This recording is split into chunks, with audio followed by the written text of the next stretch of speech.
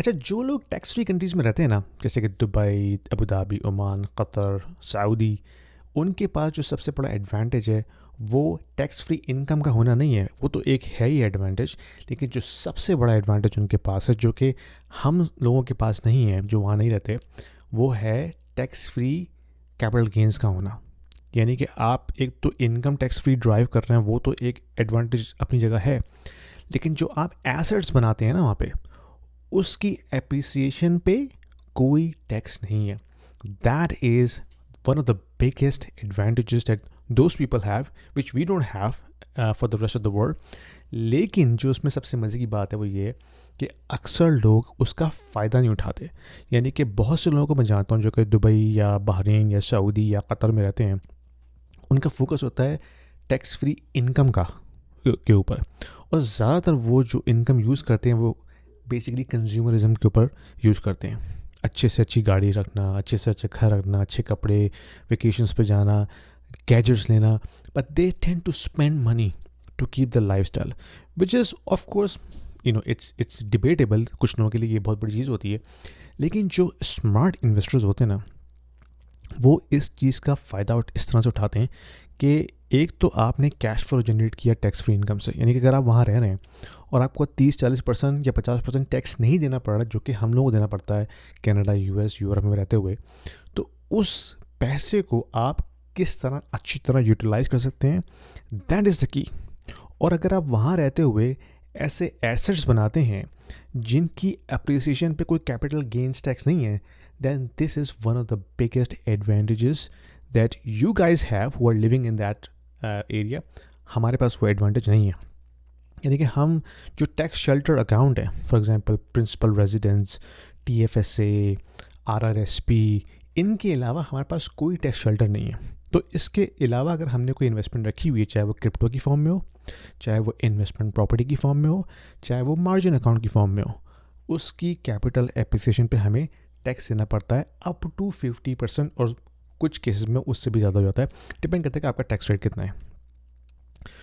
लेकिन western countries में रहते हुए भी कुछ लोग ऐसे होते हैं जिनको हम कहते हैं टॉप 1%। वो एक डिफरेंट गेम खेलते हैं, हमारी तरह नहीं। हम जो मिडिल क्लास से ताल्लुक़ रखने वाले लोग हैं ना, हम तो पिसते रहते हैं टैक्स दे दे के। हम एक तो इनकम पे टैक्स दें, इसके अलावा हम बची कुची जो भी हमारी सेविंग होती है उसको अगर हम कहीं इन्वेस्ट करते हैं, चाहे वो रेंटल प्रॉपर्टी की फॉर्म में हो, चाहे वो बिटकॉइन या इथेरियम या क्रिप्टो की फॉर्म में हो, या कोई और दूसरा हमने एसेट एक्वायर किया हो, स्टॉक्स या कलेक्टिबल्स, और उनकी एप्रिसिएशन पे अगर हम जब बेचते हैं उसको, तो हमें कैपिटल गेंस टैक्स मार देता है। यानी कि capital gains tax, income tax, इसके अलावा जो इन्फ्लेशन जो कि हिडन टैक्स है, जो अक्सर लोगों को पता नहीं होता, ये सारे टैक्स मिलके मिडिल क्लास को तो इस तरह से निचोड़ रहे होते हैं, ठीक है। लेकिन जो वेल्दी होते हैं ना, टॉप 1% में जो उनका शुमार होता है, वो ये गेम नहीं खेलते। वो क्या करते हैं, वो ये करते हैं कि भाई पहले तो ऑफकोर्स आपने अपनी इनकम बढ़ानी है। इनकम बढ़ाने के बाद जब आपके पास कैश फ्लो आना शुरू हो जाए, ठीक है, एक्सपेंसेस निकालने के बाद जो कुछ भी आपके पास बचता है, यानी कि जो आपकी सेविंग्स हैं या कैश फ्लो है, then they basically use it smartly.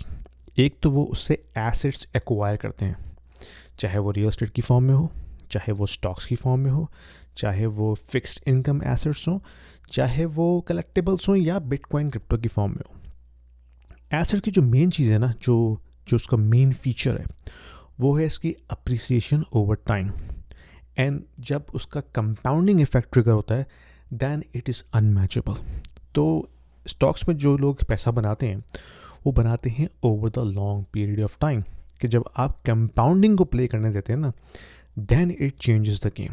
लेकिन जो गेम टॉप 1% प्ले करते हैं, वो ये करते हैं कि उन्होंने उसको बेचना नहीं होता।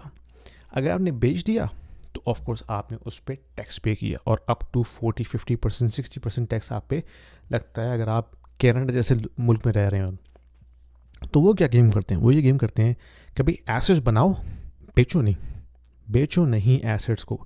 एसेट्स बेचो कि एक तो कंपाउंडिंग लूज़ कर दोगे तुम, प्लस आप उस पर टैक्स पे करके अपनी वेल्थ का सत्यानाश कर देंगे।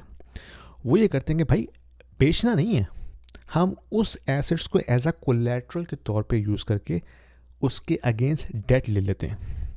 अब इलोन मस्क की एग्जांपल है हमारे सामने। उसने जो ट्विटर जैसा पहाड़ बाय किया $44 बिलियन का। अब उसके पास ऑफ कोर्स वेल्थ तो है, जो उसकी अपनी वेल्थ है टेस्ला की स्टॉक्स की फॉर्म में, वो तो ठीक ठाक है और तकरीबन $200 बिलियन के करीब है उसकी वेल्थ। लेकिन क्या उसने सारे के सारे स्टॉक्स बेच दिए थे अपने?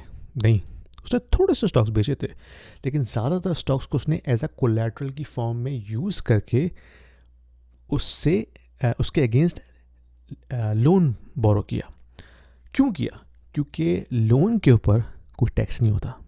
यानी कि आपने अगर आप स्टॉक्स बेचते हैं तो आपने बेसिकली उसको रियलाइज़ कर लिया, जो भी उसको रियलाइज गेन है उसके अगेंस्ट आपने टैक्स पे किया, तो आपका हाफ प्रॉफिट गया, सही है।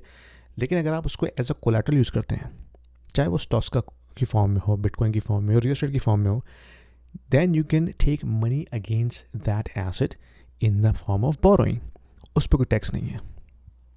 तो रिच क्या करते हैं, जो अमीर लोग होते हैं इस तरह के, दे लेवरेज देयर एसेट, ठीक है, वो एसेट्स बनाते चले जाते हैं and they don't disturb the compounding effect and they take money out of it, right. और फिर क्योंकि उस पर टैक्स नहीं होता तो then they acquire more assets, assets after assets after assets. इस तरह से ये जो अमीर लोग हैं ये अपना वेल्थ जो है ना वो जनरेट करते हैं। हम जैसे लोग सैलरी से ये काम नहीं कर सकते। तो अगर हमने भी उनकी स्ट्रेटजी को अपनाना है तो हमने पहली बात तो ये है कि अपनी इनकम को बढ़ाना है, अपने एक्सपेंसेस को कंट्रोल करना है, क्योंकि जो कंज्यूमरिज्म का शिकार जो लोग हो जाते हैं ना वो कभी एसेट बना नहीं पाते।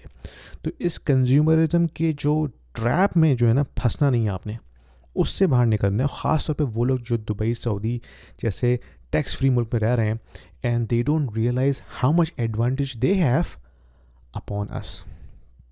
हम लोग तो बहुत टैक्स देते हैं भाई। आपके पास जो कैपिटल गेन्स टैक्स ना देने का एडवांटेज है ना, वो दुनिया का सबसे बड़ा एडवांटेज है। तो उसको भरपूर तरीके से यूज़ कीजिए, एसेट्स बनाइए and then you can grow those assets over time. और जो लोग वेस्टर्न मुल्क में रहते हैं, you can carry those assets, आप उसके अगेंस्ट लोन ले सकते हैं and then you can buy more assets through it. लेकिन ऑफ कोर्स डेट जो है ना वो एक डबल एज सॉर्ड है, लेवरेज जो है वो डबल एज सॉर्ड है। I am not saying go and leverage the whole world. You have to be very strategic, ठीक है। आपने उन एसेट्स को बाय करना है जिनके एप्रिसिएशन की प्रोबेबिलिटी बहुत ज़्यादा हो। रियल एस्टेट कनाडा में तो ख़ास तौर पर इस वक्त कोई चांस नहीं है। ऑफ कोर्स अगर आप कनाडा से बाहर जाते हैं तो कुछ मार्केट्स ऐसी हैं जहाँ पे रियल एस्टेट अभी भी ग्रो कर रही है, जैसे कि दुबई, राइट, जैसे कि ओमान, सऊदीज़ भी अब खोल रहे हैं अपने आप को। तो उन रीजन्स में प्रॉपर्टी मार्केट के एप्रिसिएशन का चांस ज़्यादा है compare to western countries. Western countries ने इतना अपने आप को लेवरेज कर लिया रियल एस्टेट में, आई थिंक उनका जो प्रोबेबिलिटी है ना बढ़ने की वो बहुत कम है। There is no guarantees, they are only probabilities. तो अगर आपने एसेट्स एक्वायर करने भी हैं, you have to be very strategic. वो एसेट्स जो कि जिनके बढ़ने का चांस ज़्यादा हो। बिटकॉइन लास्ट 10 ईयर्स में over 155% compounded annual growth rate दे चुका है, और अभी भी जो उसकी जो एप्रिसिएशन का चांस है ना वो काफ़ी ज़्यादा है, क्योंकि वो एक यूनिक एसेट है जिसको अब सॉवरेन नेशंस भी एक्वायर कर रही हैं। रिटेल जो है खाली वो नहीं कर रहे, बल्कि सॉवरेन नेशंस भी इसको एक्वायर कर रही हैं। You know, over time this will be one of those assets that will keep going. तो ये मेरी थ्योरी है, आई कुड बी रॉन्ग, लेकिन आप बताइए कि आपकी क्या स्ट्रेटजी, आपको क्या लगता है कि क्या होना चाहिए, ख़ासतौर पर अगर आप उन मुल्कों में रहते हैं जहाँ कैपिटल गेन्स टैक्स नहीं है। That is one of the best advantages you guys have. पसंद आई वीडियो शेयर कीजिए, लाइक कीजिए। मेरा एक छोटा सा कोर्स है, अगर आप इन चीज़ों को समझना चाहते हैं वो कोर्स ज़रूर ट्राई कीजिए। मुझसे कंसल्टिंग कॉल करना चाहते हैं, लिंक आपको मिल जाएगा। अगर आप स्टॉक में इन्वेस्टिंग स्टार्ट करना चाहते हैं, वीबुल का लिंक है जिससे आपको $100 का फ्री स्टॉक मिलेगा। आज ही स्टार्ट कीजिए, फ्री मनी है, उसको ज़ाया मत करने दीजिएगा। आपसे मैं अपनी अगली वीडियो में मिलता हूँ। Thank you. Sorry for the interruption, guys. Just wanted to let you know that I also offer one-on-one consulting calls to the individuals who are looking to discuss their financial planning, their investment strategies, their kids' education planning, their immigration moves, as well as the young professionals, because I have been in the tech industry for almost 20 years. So I also offer one-on-one consulting calls to the young professionals who are looking to have their career development discussion with me, and also personal branding as well. So if you are looking to have some sort of an expert opinion, there is a calendar link in the description below. book a 30 minutes call with me and I will be more than happy to help you out.